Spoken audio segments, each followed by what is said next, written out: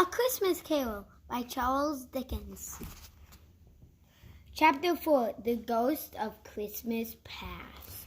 So, a ghost of Christmas past. When Scrooge awoke, it was so dark that he could not tell where the walls ended and windows began. As he was trying to decide what time it was, he heard the neighboring church clock strike 12. 12? Cried Scrooge. Why is it past 2 o'clock when I went to bed? It isn't possible that I slept through a whole day and into the night. No, it must be 12 noon.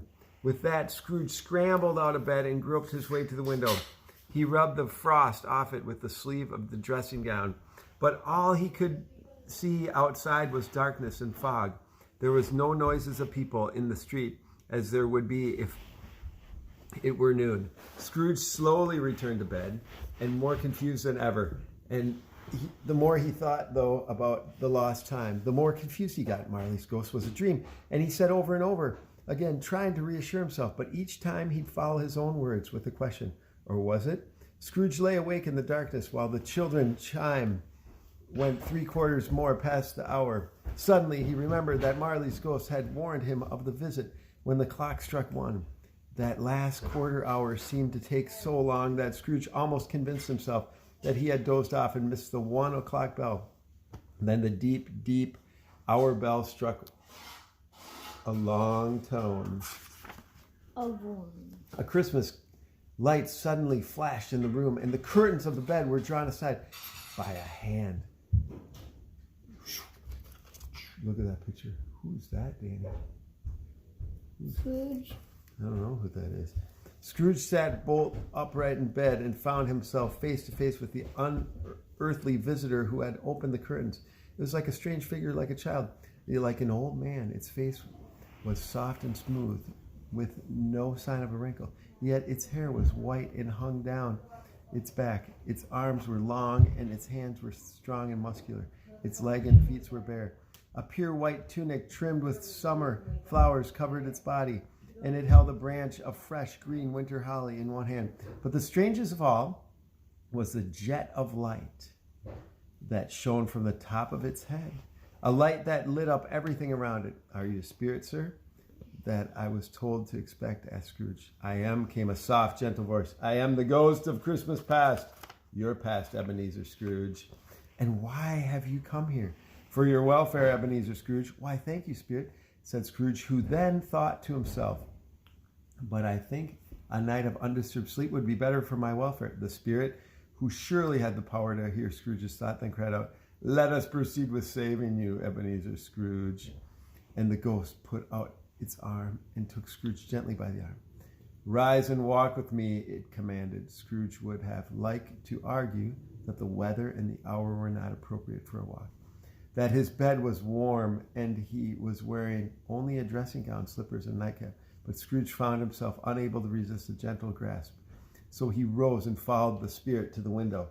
"I am mortal," cried Scrooge, as the spirit prepared to go out the window. "I shall fall. All I need to do is touch you here," said the spirit, touching Scrooge's heart, "and you will not fall anywhere." As soon as the spirit spoke these words, the two of them passed through the closed door and found themselves far away from the city, standing on an open road. The city had completely vanished. Not a trace of it was to be seen. The fog and the darkness had vanished too, and it was clear, cold, wintry night, and snow covering the fields alongside the road.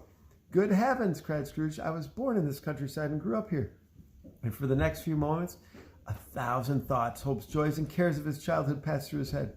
"Your lips are trembling," said the ghost. "And what is it on your cheek?" "Only a pimple," muttered Scrooge, unwilling to admit that it was a tear. "Please, spirit, lead me on." "Do you remember the way?" asked the spirit. "Remember it," said Scrooge eagerly. "I could walk it blindfolded." "Strange, then, that you have forgotten it for so many years," said the ghost. As they walked along the road, Scrooge recognized every gate, every post, every tree. Soon a little town appeared in the distance, with its bridge, its church, and winding river. Some ponies came trotting towards them, with boys on their backs, calling happily.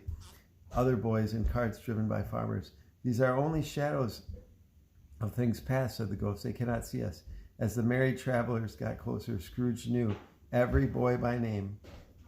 Why was she overjoyed to see them? Why did his cold eyes glisten with tears and his heart leap as the boys went past? It was right here. Huh? Did you bring it to church? Why did his cold glisten with tears and the heart leap up It's never turned off, right? as the boys went past? Why was he filled with gladness when he heard them wish each other a Merry Christmas? After all, what was merry about Christmas to Ebenezer? That school up ahead is not quite empty, said the Spirit. One child neglected by his family and friends is still there. I know that, said Scrooge, sobbing. I know him well. They turned off the main road into a familiar lane and soon approached a large red brick building. A weather vane sat on the roof with a bell hanging from it. The building had seen some very poor days. Most of its rooms were now rarely used. Its walls went damp and covered with moss. Many of the windows were broken, and its gate was cutting. The sheds outside were overrun with grass, and chickens strutted through the empty stables. As Scrooge and Spirit entered a door off the dreary hill, they saw a bare room with lines of desks in position. At a desk sat one lone boy reading. He had chosen a desk near the weak fire to try to keep warm. The phone's on the piano, sorry. The Scrooge sat down upon a bench and wept to see his long-forgotten self as a boy. Suddenly, a strange figure appeared outside the schoolroom window. It was a woodcutter with an axe stuck to the belt. He was leading a donkey loaded down with wood. Why, it's Ali Baba, cried Scrooge joyously. Dear old Ali Baba came to visit that boy sitting there reading. I remember one Christmas when the boy was left here all alone after his holidays, had gone far from holidays, and Ali Baba came to keep him company. And look, there's the genie too. Was this really Ebenezer Scrooge, laughing and crying, excited over friends he had made in his childhood books, friends who kept him company when he was deserted by live ones? And there's the parrot, cried Scrooge. Poor Robinson Crusoe, home again after sailing around the island. And there goes Friday, running towards the creek. Then Scrooge's voice suddenly took on a tone of pity. Poor boy, he said of his former self, and began to weep again. I wish, but it's too late now. What do you wish? Asked the Spirit. Nothing, said Scrooge, nothing. There was a boy singing Christmas carols at my door last night. I wish I would have given him something, that's all. The Spirit smiled thoughtfully and waved its hand. Let us see another Christmas. At these words, Scrooge's former self grew taller. Scrooge became darker and dirtier. More windows were cracked. Pieces of plaster had fallen out of the ceiling. More rooms were deserted, and even the chickens no longer strutted through the stables. And the boy was alone again, when all the other boys had gone home for the holidays. The boy was not reading now. He was walking up and down in despair. Here's a picture of that, Danny. He's walking up and down in despair. See that? Walking up and down. Scrooge, watching this, shook his head sadly and glanced towards the door. Remember what was to come? The door opened and a little girl, much younger than the boy, came darting in. She threw his arms around the boy's neck and kissed him, calling him, Dear, dear brother, I have come to bring you home. Dear brother, cried the little girl joyfully. Home, dear little fan? Asked the puzzled boy. Yes, cried the girl. Home forever and ever? Father is so much kinder now than he used to be. He speaks so gently to me now that one night I got up the courage to ask him if you could come home. And he said, yes, you could. And he sent me in a coach to bring you. And we're going together all Christmas and have the merriest time in the world. Fan clapped her hands and laughed. She stood on tiptoe to hug her brother. And she began tugging earlier at the sleeve, trying to pull him towards the door. She was a delicate creature, said the Spirit to Scrooge, and she had a good heart. Yes, she did, said Scrooge, but she died after she was grown, didn't she? Asked the Spirit. Shortly after she was married and had children. One child, answered Scrooge. Yes, said Spirit, your nephew Fred. Scrooge seemed uneasy as he answered yes. Although it was only a moment since that had been in the school during the day, Scrooge and the Spirit were now transported to a busy, lighted street. It was evening, and the shadowy people came and went. Shadowy carts and coaches battled for space in the roads.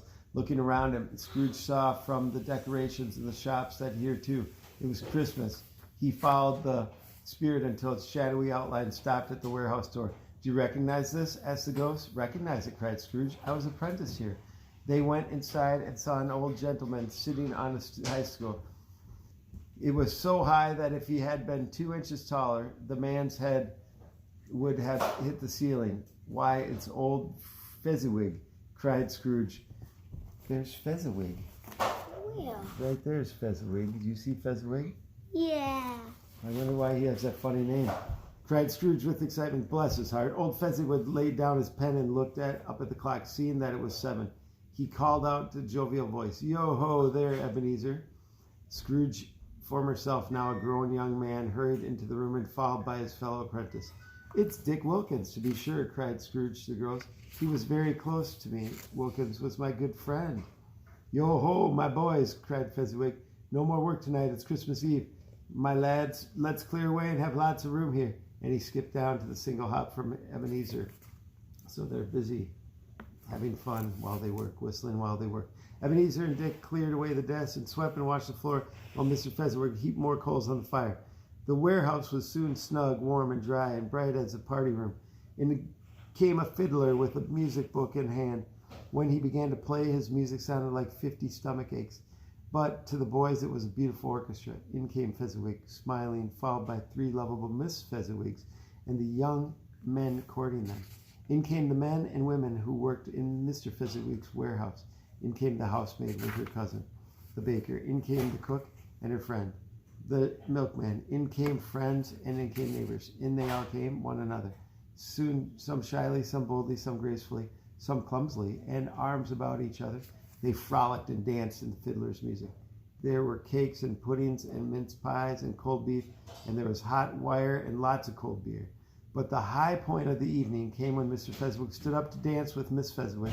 Despite their age and size, their feet seemed to float on the air, and they danced more gracefully, with more energy than couples half their age. When the clock struck 11, the party broke up. Mr. and Mrs. Fezziwig stood at the door, shaking hands with each of their guests and wishing them all a Merry Christmas as they left. When all the guests had gone, the Fezziwigs wished the same Merry Christmas to their 2 apprentices, and the boys headed for their beds in the back of the warehouse, full of praise for the Fezziwigs. All the while this party scene was taking place, Scrooge watched and acted as if he were part of it as it happening.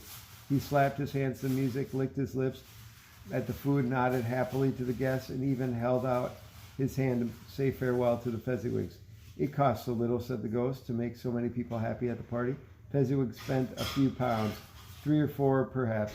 "Do you really think he deserves all the praise?" the boys heaped on him. "It isn't that," said Scrooge, Fezziwig more like his younger former self. "Fezziwig was the power to make us happy or unhappy, to make our work a pleasure or burden. No spirit the happiness Fezziwig gives is as great as if it cost a fortune." Realizing that the ghost was staring at him, Scrooge stopped talking. "What is the matter?" asked the ghost. "Nothing particularly," asked Scrooge. "I was just thinking that I would like to say a kind word or two to my clerk, Bob Cratchit, right now." But at that moment, Scrooge and the ghost once again stood side by side in another room, and Scrooge now saw himself as an older man in his 20s, perhaps in the prime of his life. But already his face had begun to show the signs of greed and worry. Now Scrooge was not alone. He sat alongside a pretty young girl. Tears were in her eyes as she spoke to Scrooge's former self. "It doesn't matter to you at all," she said softly, "that another love has replaced me in your heart. And if this love can cheer you and comfort you in the future, as I would have done, then I will not weep and grieve for you." "Good heavens, Belle, what love are you talking about?" asked Scrooge. "What love do you say has replaced you in my heart?" "Gold," she whispered, "for now gold is the only thing you love. But this is how the world is." And Scrooge, "Nothing is worse than poverty.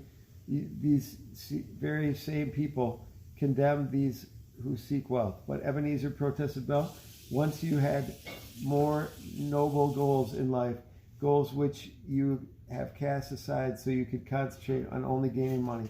"But my feelings toward you have not changed," cried the young woman. "We pledged our love a long time ago when we were poor," she reminded him, "and we agreed to wait until our financial situation improved. When you made the pledge, you were a different man. You have changed, Ebenezer." I was a boy then, he said impatiently. We all change in some ways. Can you read from here, Danny? Right there. But I have not changed, she said sadly. And so I am realizing you for my promise to marry me. I never asked you to do that, he said. In words, no, she replied, but in change additions, in your change goals in life, you have asked me that very thing. Tell me, Ebenezer, if you hadn't known each other all these years, would you now seek me for a wife, me, a poor girl with no dowry? Scrooge did not reply. No, Ebenezer, you would have nothing to gain by marrying me, no gold to make you richer. That is why, because of the Ebenezer Scrooge I once loved, now I release you from your promise. The young man started to speak, but the girl turned away from him and continued to speak. This may cause you some pain for a brief time, but you will forget me as you forget a bad dream. May you be happy in the life you have chosen. And she stood up and walked away.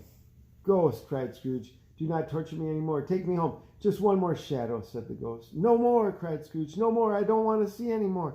But the ghost grasped Scrooge's arms and forced him to gaze upon the scene that was appearing before him.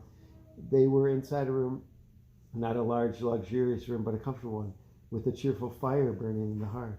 Next to the fire sat a beautiful girl who looked much like the girl in the last scene that Scrooge believed that it was the same one, until he saw her. Belle, now an attractive matron, sitting opposite her daughter. The noise, there it is. See that? Beautiful girl sitting there. There were more children than Scrooge could count, but neither mother nor daughter seemed to be bothered about the noise. In fact, they seemed to be enjoying it, even the joining of the children games. Now a knocking was heard at the door, and all the children rushed toward it, carrying the two laughing women along with them. They all greeted the father, who came down, accompanied by a coachman loaded down with toys and Christmas presents. The children shouted with wonder and delight as each gift was opened, and for a long while afterwards, the mother and father beamed happily as the children played with their gifts. Then slowly, the tired children began to leave the parlor and go upstairs to bed. And now Scrooge watched more closely at the father, with his daughter leaning lovingly on him, sat down with her arm and her mother by the fireside. And when Scrooge thought how perhaps that beautiful young girl might have been his daughter, might have brought joy to him, his eyes grew full with tears. Spirit, cried Scrooge in the broken voice, take me away from here. I told you these were shadows of things that are past, said the girl. They are what they are. I did not make them happen, said the ghost. Take me away, cried Scrooge. I cannot bear it. Take me back. Stop haunting me. With that, Scrooge grabbed the cap hanging down the ghost's back and quickly pressed it on its head, hoping that by putting out the ghost's light, he could make it go away. But Scrooge pressed the cap all the way down to the ground over the invisible figure. The light still shone from under it. Scrooge felt exhausted and drowsy. See that, Danny? See that picture? He pushed him down. You see that one? Oh, yeah. Scrooge felt exhausted, drowsy. Not sooner had he given the cap one last squeeze that he found himself in his own bed. He reeled into bed and fell into a heavy sleep. That was the ghost of Christmas past. Fireside Stories with Danny and Dave. What do you say, buddy? Thank you for watching. Wait, show them your face. Thank you. Happy Thanksgiving.